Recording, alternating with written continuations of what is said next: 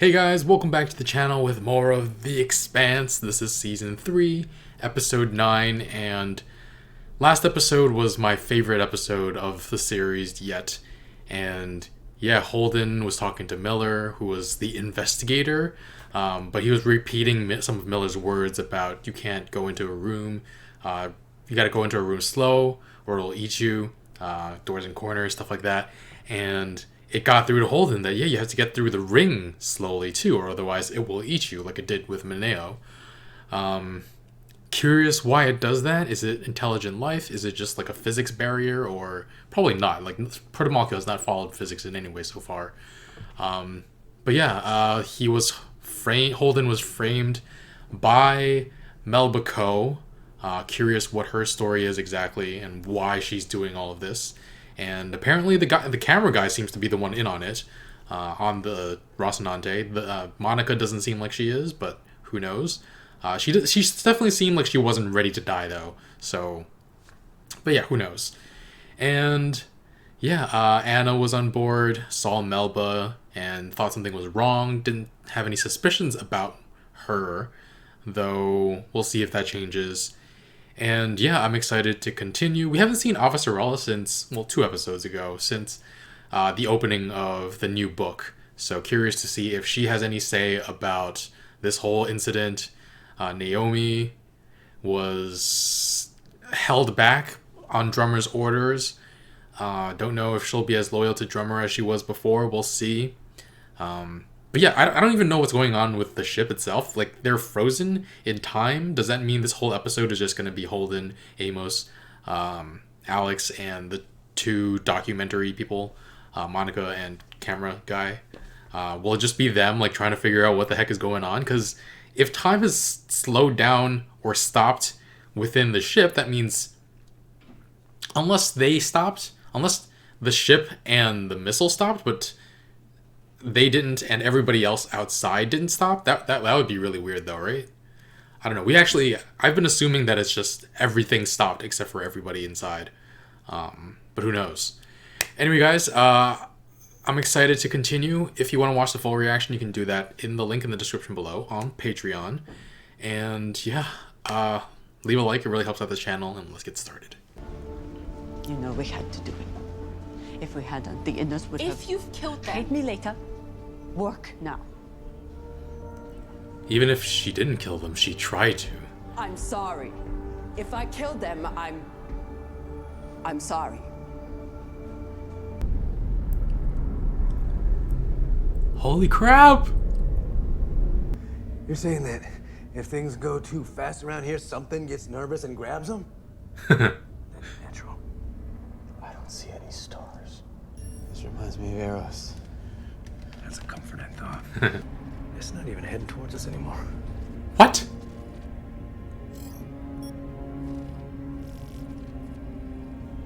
It's heading here.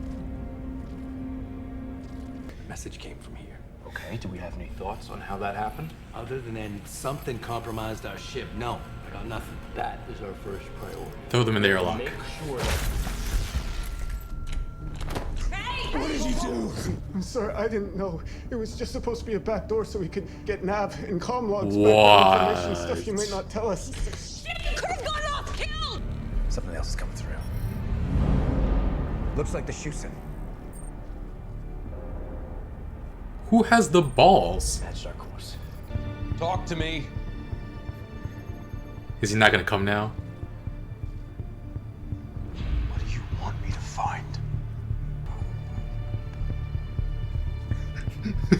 I love the faces he makes. He has such a funny face for some reason. Miller! You don't plan to join us? That would be telling.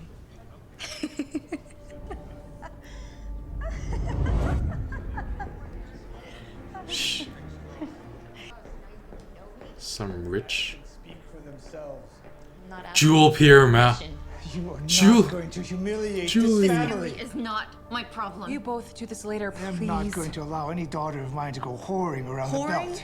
Is that what you think I am? I always listen to you. He does. You are so ungrateful. You're small-minded She's and spoiled and stupid. Fuck you! Fuck you.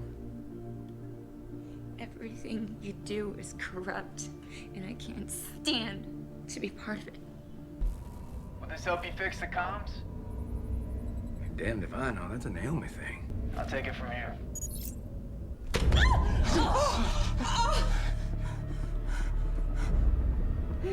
You did this, so you're gonna have to answer for it. How do I fix my ship? We don't know. Let him answer. Holy sh!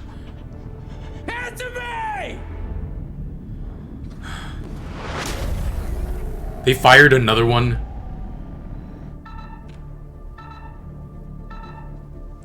Alex, what now? Just launched a couple of probes. Lost that second probe.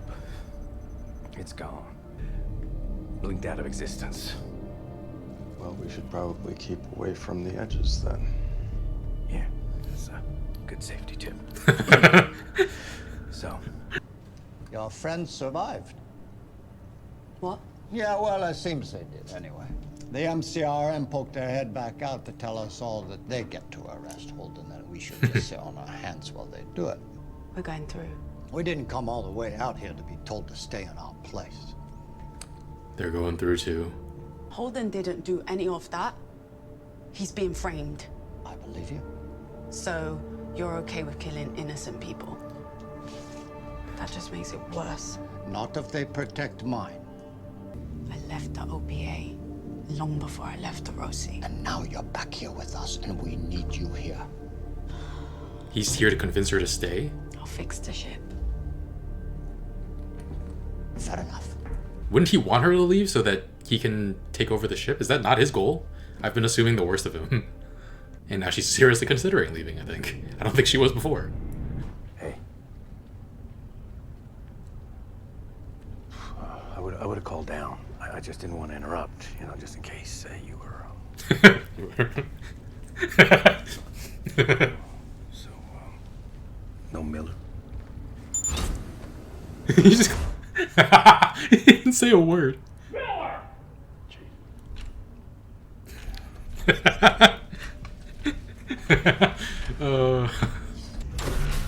You can't do this. Ava, stop!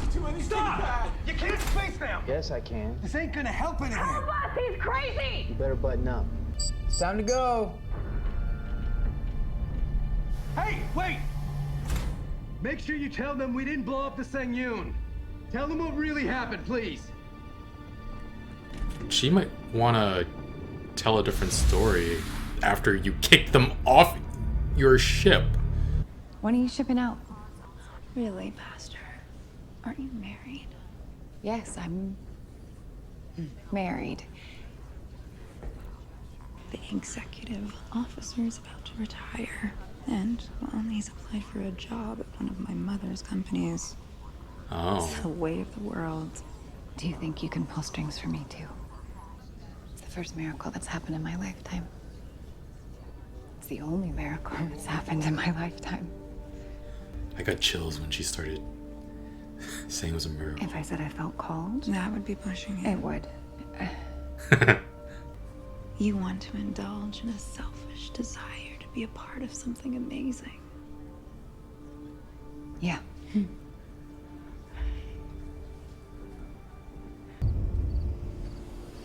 Julie's tree. Not tonight.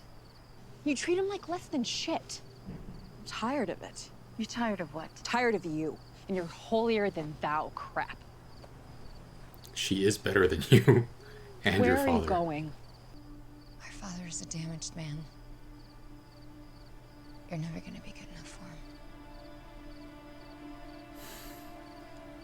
Our only hope is that Monica and Cohen put in a good word for us. I wouldn't really count on that. Alex thinks I was too hard on them. I was being gentle. I mean, I kind of wish you'd run it by me first. Sorry, Cap. It's all right. Okay. It's all right. So what are we gonna do? Surrender. We slow down. Let them board us. They'll see we were sabotaged and we'll clear our names. I didn't think it'd end like this. but it's not going to. There's no way it's gonna end like this.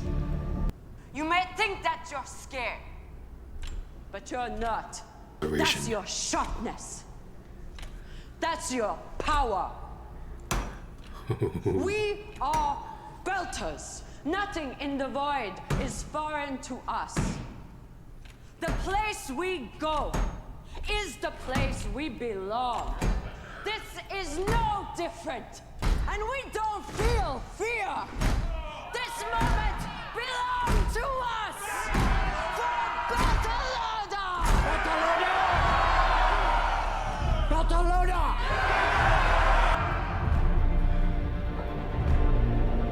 Holy crap!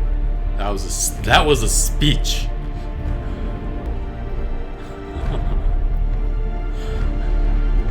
I signed up to fight dusters and skinnies, not whatever the hell that thing is. You're a Marine, for God's sake. You saw what happened to the army guys. Do you feel safe? I thought you wanted to see it for yourself, to come so close. It's all and talk. turn away.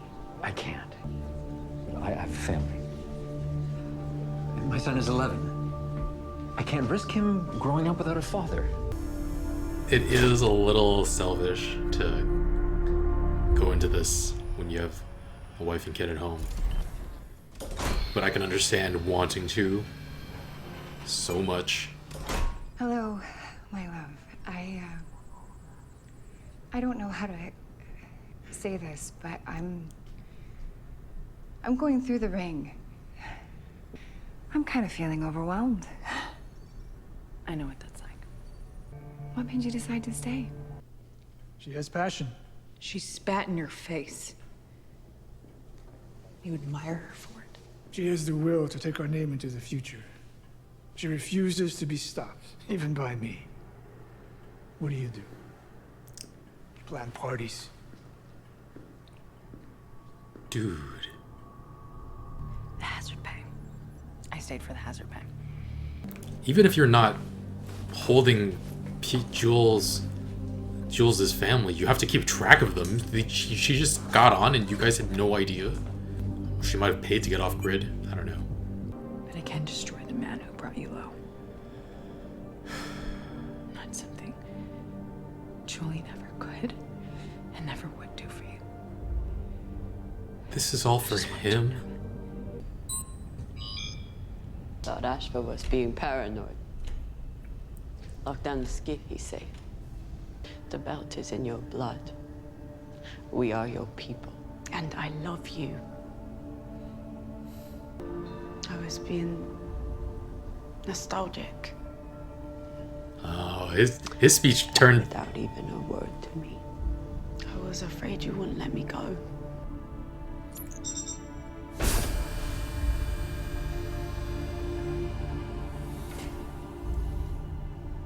You underestimate me.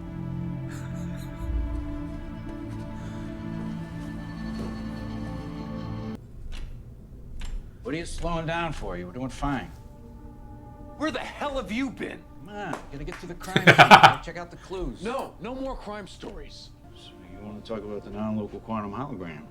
The phase conjugate adaptive waves resonating in microtubules in the brain, which of course require some close time-like curves and a Lorentzian manifold. You catch up. What? So a crime scene. Crime scene. Gotta Gotta go. Come on, to the station, to the nucleus. That thing in the middle of the place that grabbed the ship and the torpedoes. Seemed different. All right. Signal's pretty good inside the ring. It's really good. Oh. I'm coming home.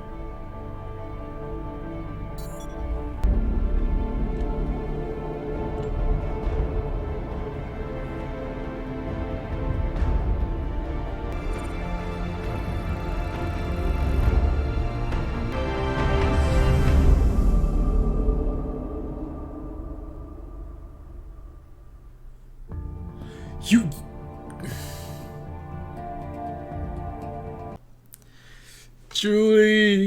Julie. I miss Julie so much.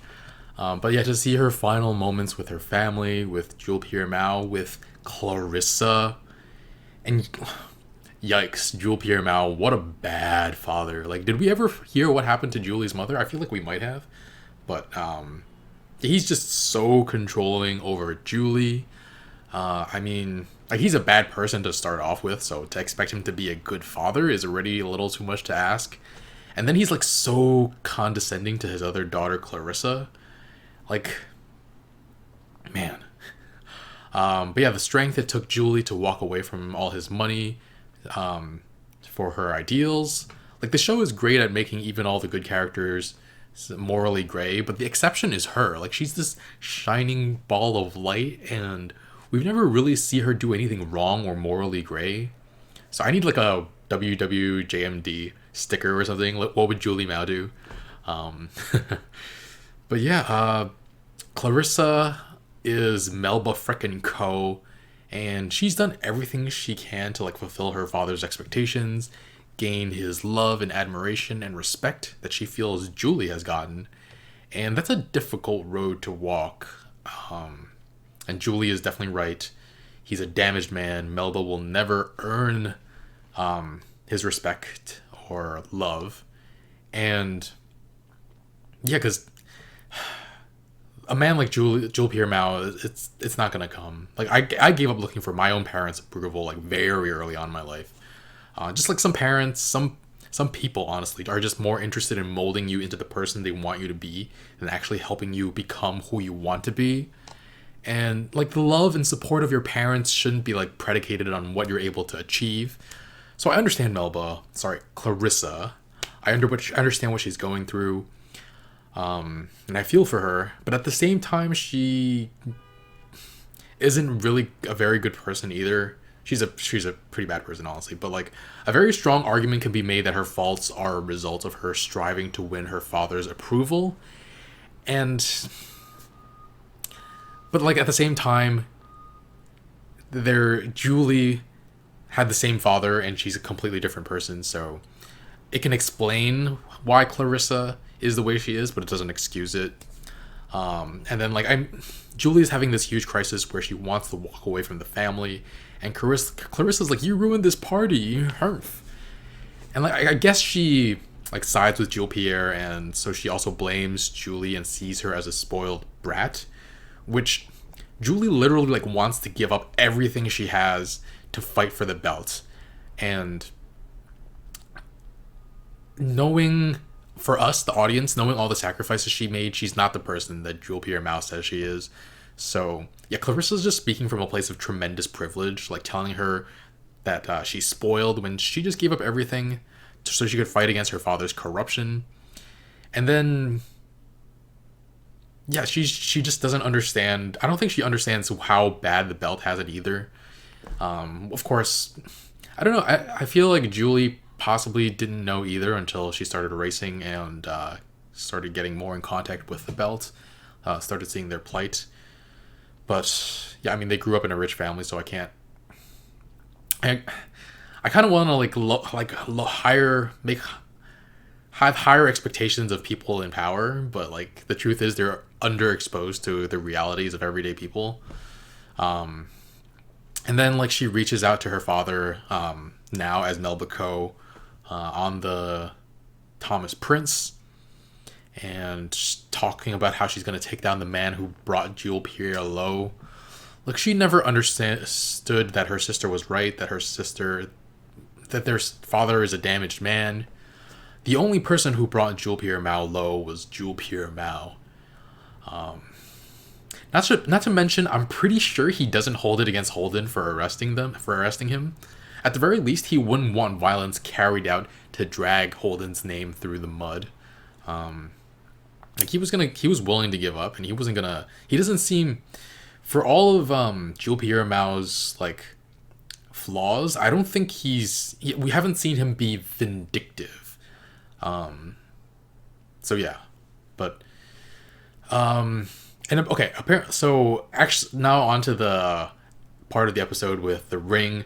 I read the situation completely incorrectly at the end of the last episode. I thought that once you entered the ring at slow enough speed, like, you would enter the zone where time moved so much faster for people in the ring than outside. So like, there's just be like a different, they would move at different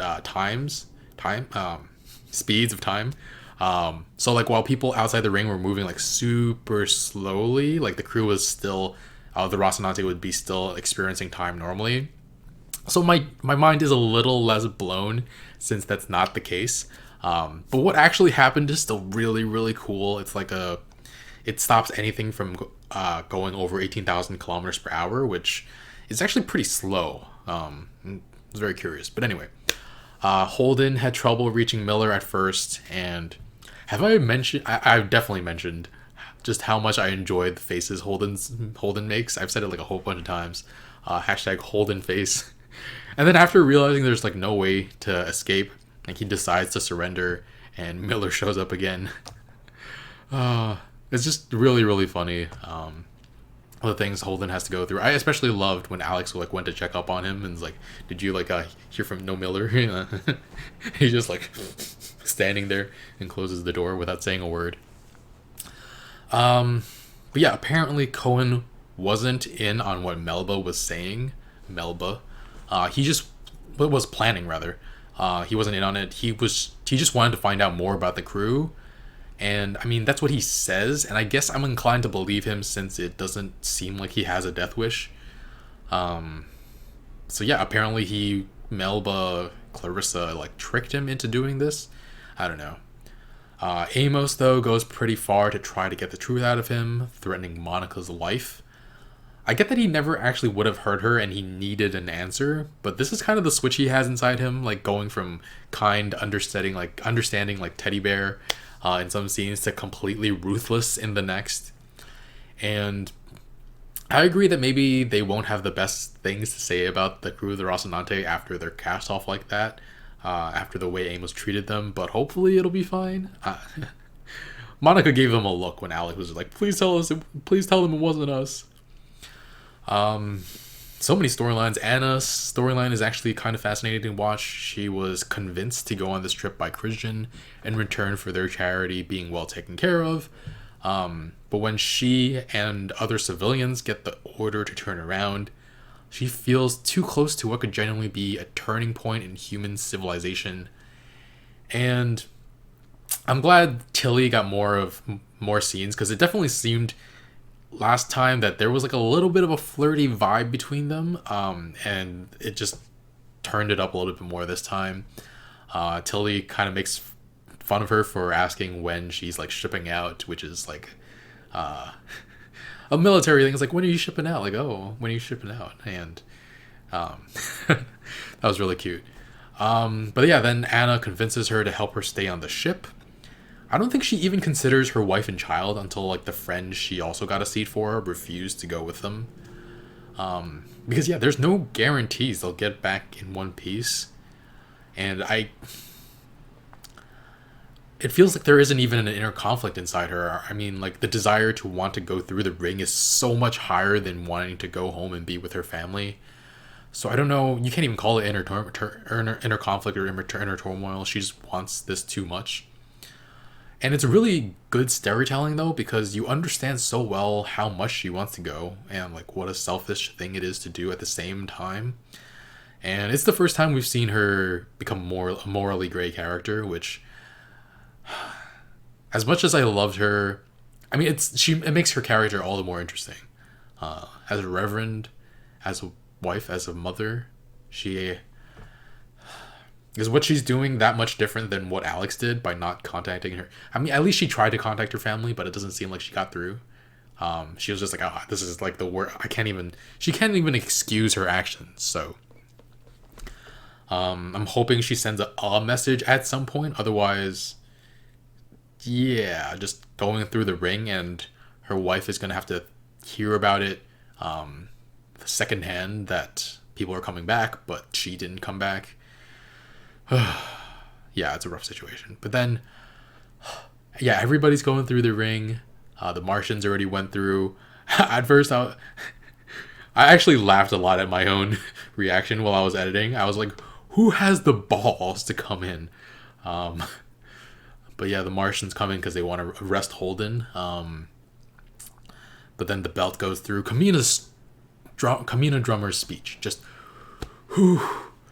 I really should give speech writing. I should try to write more speeches. My like 10th grade class did a short bit on speeches, and I really enjoyed it. And there are actually a lot of like little creative things that I want to do on my channel, actually. But I don't think. Yeah, they don't pay for the bills right now. I suppose this channel didn't either, though. I guess the reaction videos didn't pay for the bills either until several months later. So, like anything, you have to start somewhere. So I just got to find the time. Yeah. But yeah, that was really cool. The freaking speech, Ashford and Diogo drumming her up. It became like a chant for the Belter Nation, which is really impressive. Wherever we go is where we belong. Oh, man. Yeah, it was really cool. Naomi, meanwhile, was not happy about that speech. She was just like, this is not where I belong. She didn't last on the behemoth very long at all. I mean, there was the 7-month gap, which I assume she was there with the belts for most of it. And Ashford, I feel like his conversation with her made her want to leave even more. Like she uses his words when saying coming back to here was nostalgic, where he was saying that wanting to go back to the Rocinante would be nostalgic. Yeah, it made her realize where home is and who she has the most loyalty to. It's debatable whether he wants her to leave. I feel like I can't tell if he's readying to make a power play or not. Like, Dawes and Fred Johnson are supposedly working together, but it wouldn't be surprised. I wouldn't be surprised if Dawes wanted to make a move, and if Naomi is around to have Drummer's back, it would be harder to make that move. But on the other hand, Naomi's expertise is critical to the ship's well-being. She does fix the ship before she leaves, though. But yeah, it's a very cool dynamic that they have on the Behemoth. Very curious to see how that goes. I do still feel like Ashford is going to be in control at some point, or there's going to be some sort of I don't know if it'll be a mutiny, but I don't know. Like Drummer has already said, like, has already said something to the effect of maybe he should be in charge, which, But yeah, Naomi takes off towards the Rocinante, and Drummer let her go. Like, Naomi did the work she needed to, and Drummer feels bad for attempting to blow up the Rocinante, but I also think she understands that Naomi has more than one home, and the other one needs her more right now. And I actually love the relationship between the two of them. Almost the first time we saw them, they were like playing handball together, and yeah, it was really fun to watch. Yeah, really love the relationship between the two, even though we don't have a lot of episodes before the end of the season. I really want to see more of them interacting with each other. But yeah, can someone explain to me how Naomi is going to catch up with the Rocinante, since everybody has the same speed limit? Like, she can't go over 18 kilometers per hour, and if the Rocinante slows down for her to catch up, the MZRN will catch up to them. So, I don't know. I guess we'll find out at some point. And to that point, 18 kilometers per hour is not very high. Like, the ring stops things that are going too fast because it recognizes it as a threat, so it grabs it. And it's like 18,000 kilometers per hour is actually pretty slow compared to what we're capable of now in like space travel. I looked it up, and like Helios 2, a space probe we've made, can move a little over 14 times that speed. So yeah, like Mars also sent a probe into the ring and sent one towards the bubble, and it blinked out of existence, at least according to Alex. Though I don't know, it's possible that their sensors couldn't pick up on it anymore, and it didn't actually just blink out of existence. I'm thinking it's possible it exited so far into a different part of space that it couldn't show up on the scanner anywhere. Like, even though the inside of the ring all seems to be a bubble, I'm still not dissuaded that it's a portal or gate to somewhere else. Though there is a nucleus, I'm curious what that's about. Maybe there's a switch in there that can change where you exit from the ring. That'd be fun. And yeah, Miller shows up at the very end again, and tells Holden to speed up again and head for the nucleus, but not before he confuses the heck out of Holden with some very scientific terminology. Honestly, Steven Strait, just great comedic timing and great comedic acting. But then for some reason that convinces him to get in a freaking vac suit and just launch himself towards the nucleus. What? Man. But yeah, this episode, I'm gonna give this a 9.5. The level of storytelling has just been on such a high level, just magnificent.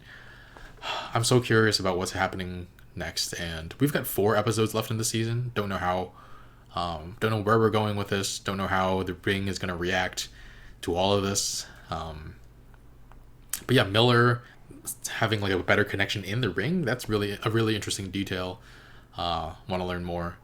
But yeah, not too much more to say right now, but I'm sure you guys let me know what you guys thought of the episode in the comments below. If you want to watch the full reaction, check out Patreon as well in the link in the description below. If you're new to this channel and this is the first episode you're watching, I'm starting to put playlists in my description so you can just access that easily. But yeah, thanks for watching. Leave a like. It really helps out this channel, and I'll see you guys next time. That's loud. Bye, friends.